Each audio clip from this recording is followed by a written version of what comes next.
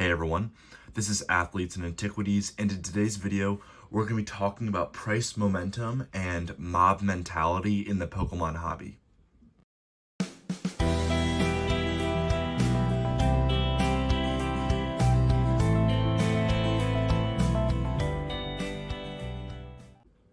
So, because the Pokemon market is a very emotional market, it's very reactionary as well, and as such, wild swings in price can seemingly come out of nowhere if you're not really paying attention. You know, like when something is cheap, less people care about it, but then once it kind of gains traction, more eyes get on it. And this propels it even more than its initial climb, essentially. And I want to talk about the law of inertia in physics. So, with the law of inertia, it states that an object will continue to be in a state of rest or in a state of motion until acted on by outside forces. And that can really be seen in this market, where with things like the level X's. So here I have a level X, it's Japanese and it's an 8 because I'm broke and I can't afford the English ones. But with these level X's, beautiful cards by the way, but they were so cheap in PSA 9 and PSA 10s for so long because nobody really cared about them until the last maybe 2 years or so. And then once prices started to move, people noticed and they got irrational. People looked at these level X's, they'd see pop 1, pop 2, pop 5 on these PSA 10s, and they all thought, oh my god, like these just started to pick up in price a little bit, but there's so few of them out there, I have to grab one up. And they went from literally less than $100 in PSA 10 to being thousands in just a matter of weeks and months, because nobody was grading these cards because it wasn't profitable. It didn't make sense to be grading these cards.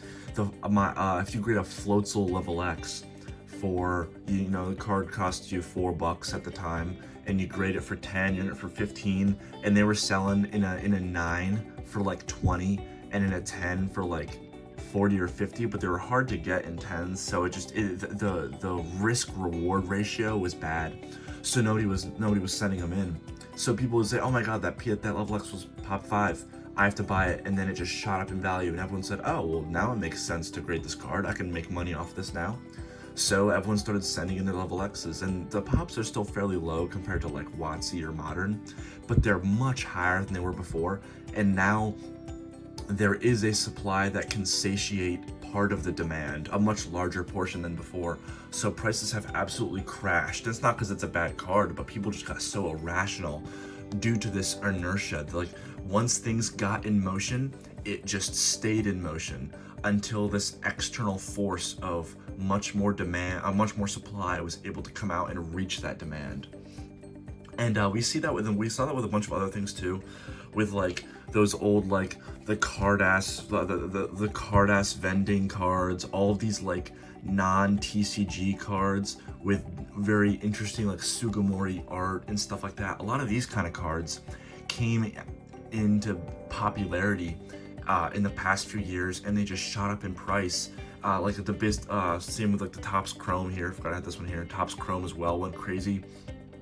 And a lot of the reaction to it was a lack of knowledge. Like for example, with the card ass cards, PSA slabs, I'll put one on screen.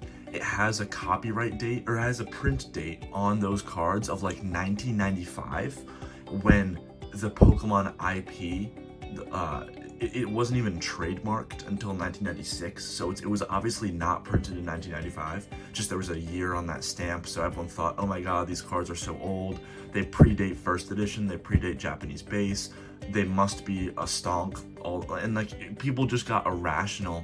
And once that market started to move, once that momentum started to take hold, the mob mentality of this hobby kind of took place, and due to a lack of knowledge, a lot of new fans, those prices went absolutely bonkers for months and months, with things like I think it was like the greenback Charizard from this set sold for like $200,000 or something. I don't remember the exact price, but it was an insane amount of money because it was a low pop card. It's a very condition sensitive card, but people misunderstood what it was.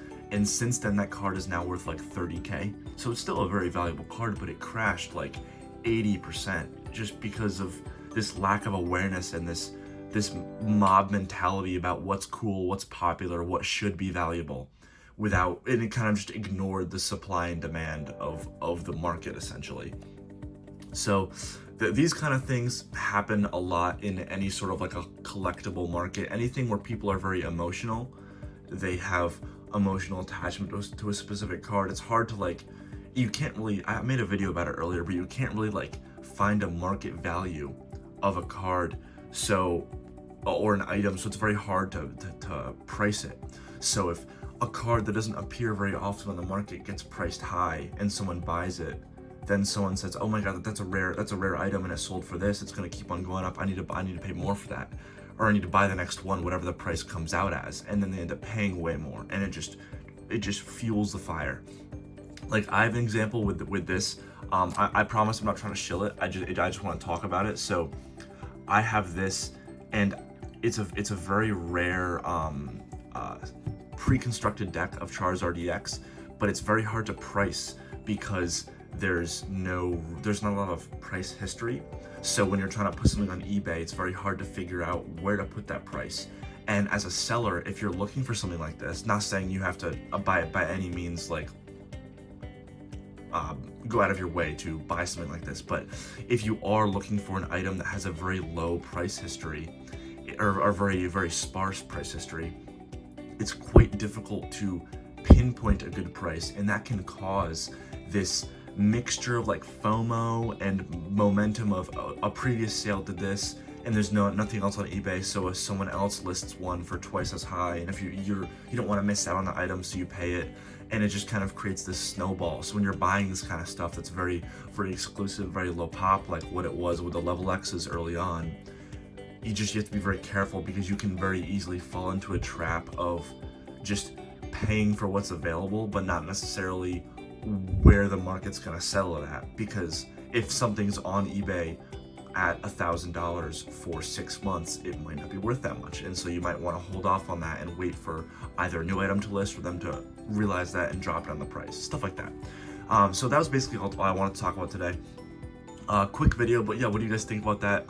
Have you kind of FOMO'd into something as the market took something by storm and it went way up in value?